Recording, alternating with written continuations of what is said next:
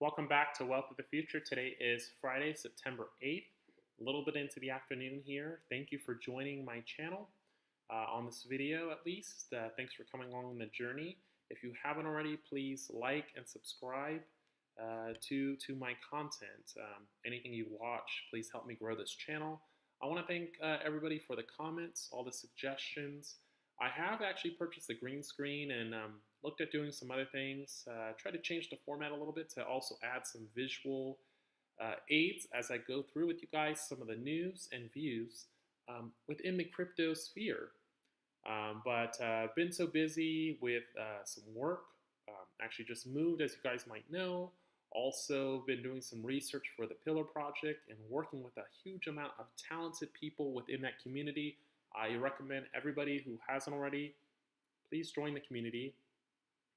It's an amazing group of people who are coming together to develop different feature-rich solutions to, identity management, business to customer relationships, leveraging and streamlining OEM processes, Internet of Things, financial solutions for maybe even lending. I mean, there's a lot of different things there. So it's going to be a really interesting time, I think, in the next couple months to see what gets unveiled with the wallets and what types of excellent partnerships come up with the business community and Pillar. So I know there's a lot of folks that, they have their doubts about the Pillar project, but I think I'm starting to see some momentum. I like to speak objectively as an engineer, but starting to definitely see more involvement within the community and a lot of different diverse bit of talent, because what you see with a lot of these projects is emphasis on developers, and you need developers, but you also need developers from a coding standpoint, but you also need developers from a business development standpoint. You need marketing people, you need artists, you need people who are passionate like Silvertooth, you need system architects, potentially like I might be. So you have different people who are participating in this community, and I think that's what's going to make it a really strong force and potentially even an industry leader within the identity management wallet space. And the reason why I say that is because I know even in my industry that you have these working groups, which Pillar now is taking the lead on developing these wallet working groups within the Pillar community, where people are starting to actively research, the technical requirements, the potential solutions that are available. If some are available open source, reviewing them, and having a discussion with others. And that's how you gain the knowledge and the subject matter expertise to become a leader in an industry. And there are similar things, for example, in the power industry or in IEEE, right? So this is not new, but it is neat and very interesting that Pillar is taking a strategic move to develop these working groups, develop the expertise in-house to be able to approach a business and devise the right solutions and products that business would actually benefit from having. So guys need to keep your eye on that. I think it's going to catch a lot of people by surprise, in my opinion, and that's going to be exciting. So enough of my Pillar spiel, but shout out to all the Pillar community.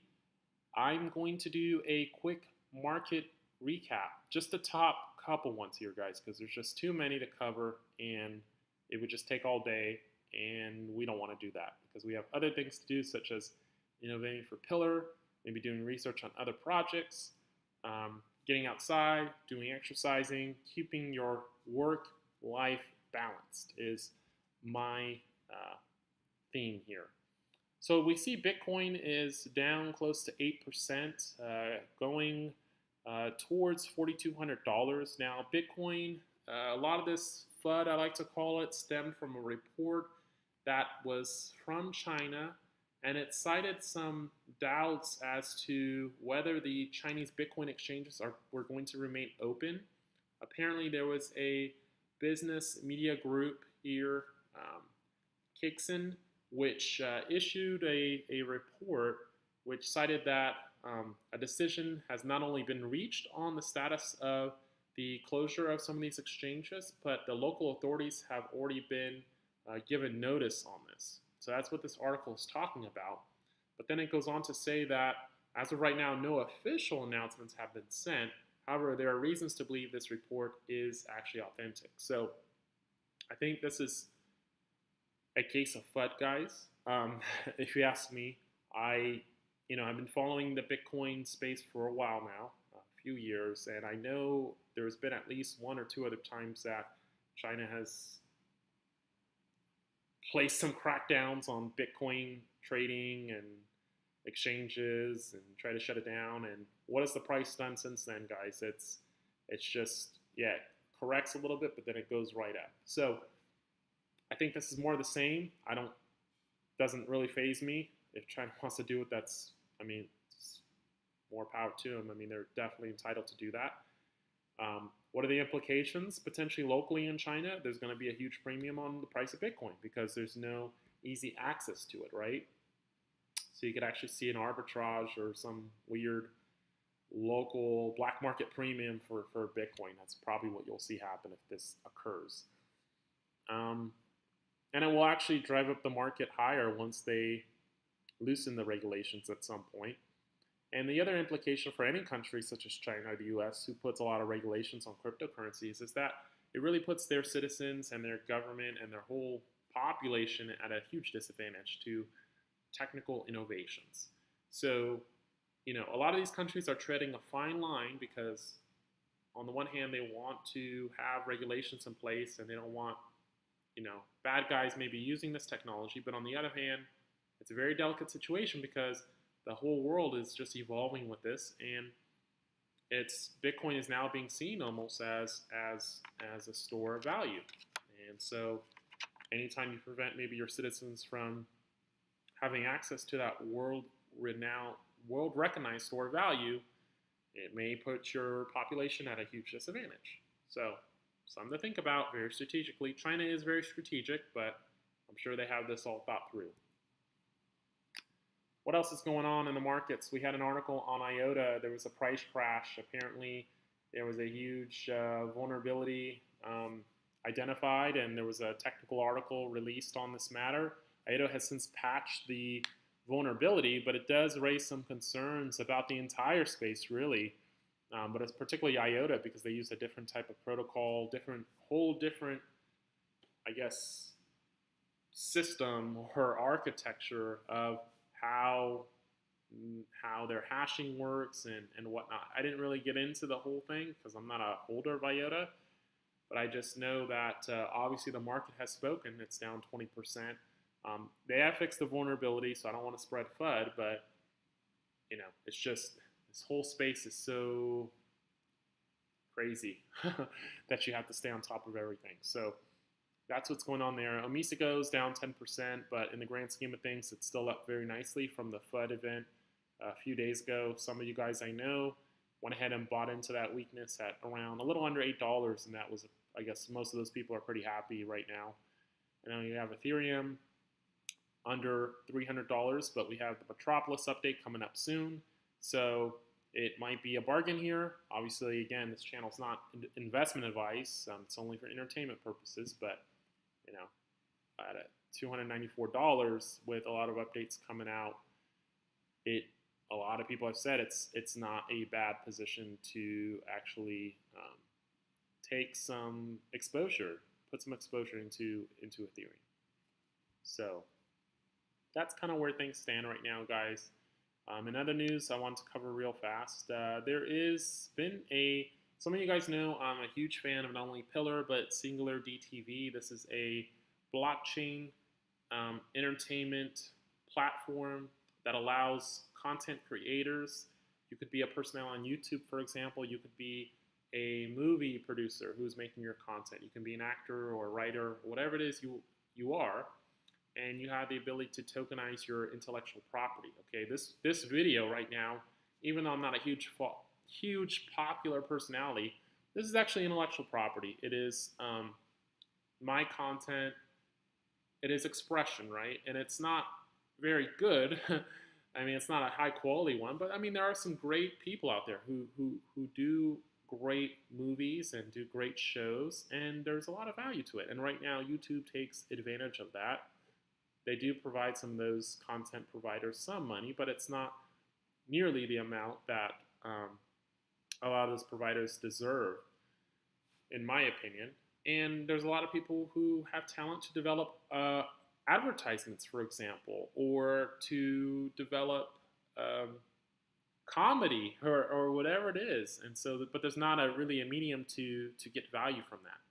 So what SingularDTV has actually just disclosed right now is that they developed what's called SingularX.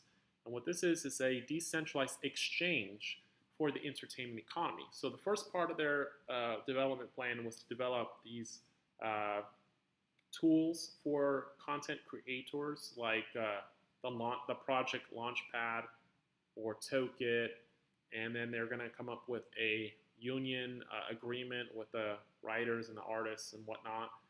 And the second part of it is to actually have a way to buy and sell these projects, right, or whatever it is, these intellectual properties on a decentralized exchange in a repository format. Because you guys might say, well, why have this? Well, do you guys think Poloniex would be happy with thousands of artist projects launched on their platform? There's no way they could support that. So the SingularX platform is intended to basically become the economy for entertainment type projects.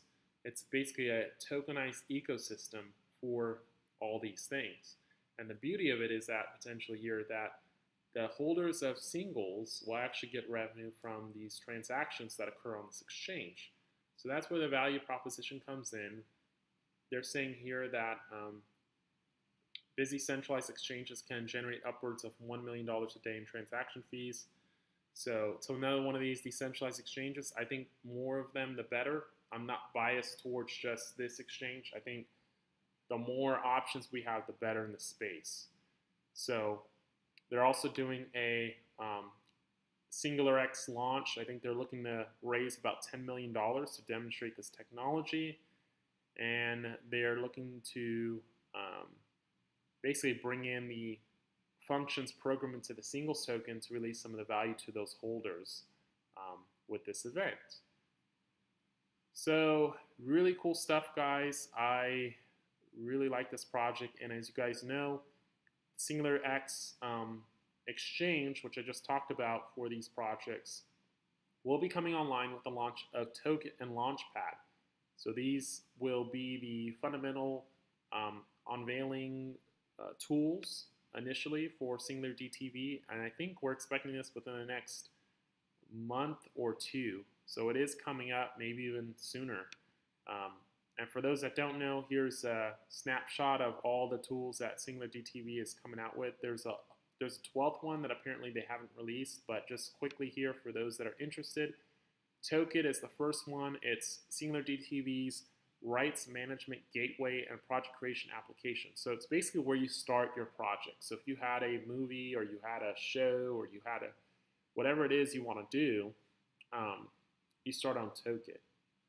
And it's basically your application to create your project.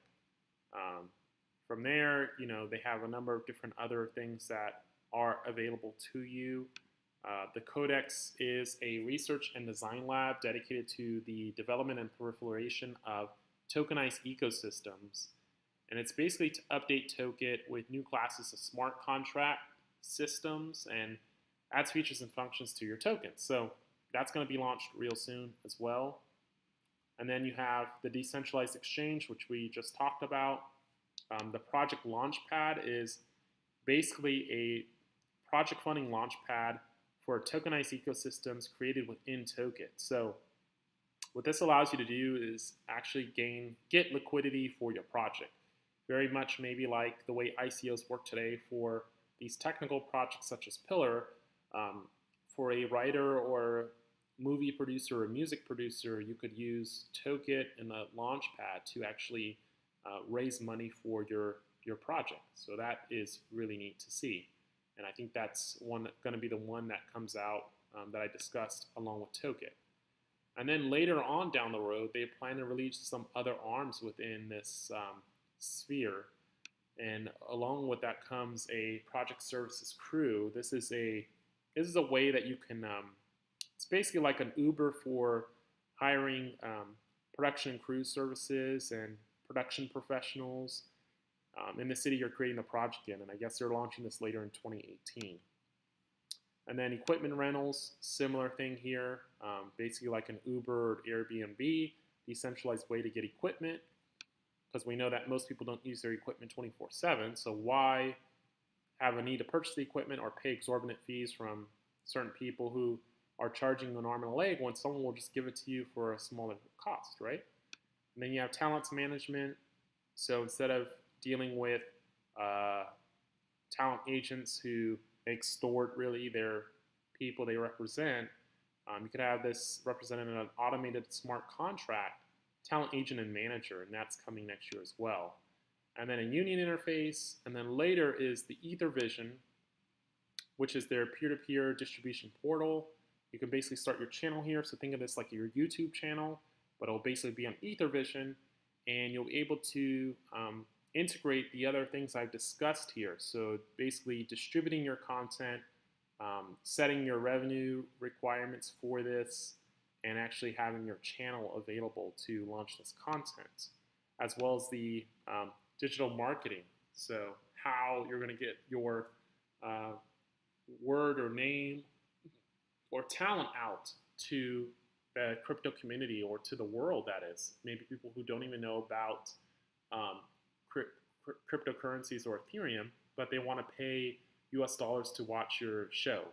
So I am excited about this, guys. I think this is, I've told you guys before that I probably, besides Bitcoin and Pillar, Veritasium, a few others, Go, this is on What the Future's radar, probably my top 5 right now in terms of projects I follow. I want to give you guys an update on where things stand with that, with the unveiling of the SingularX decentralized exchange, and what the timelines are associated with that. So with that said, I'm going to sign off right now. This is What the Future. I hope everybody's doing well. As I mentioned, for the Pillaristas out there, for those that haven't already, please join the Pillar community and work with us on there. Come up with, help us come up with solutions, new features, new solutions to the things you might be encountering, right? And we need people from all different age groups and different backgrounds, because this wallet is intended to be the people's wallet all across the globe. And the only way you can design that is if you have perspectives from a diverse group of people. We don't want to design it for developers. That's not the intention. We don't want to design it for nerds.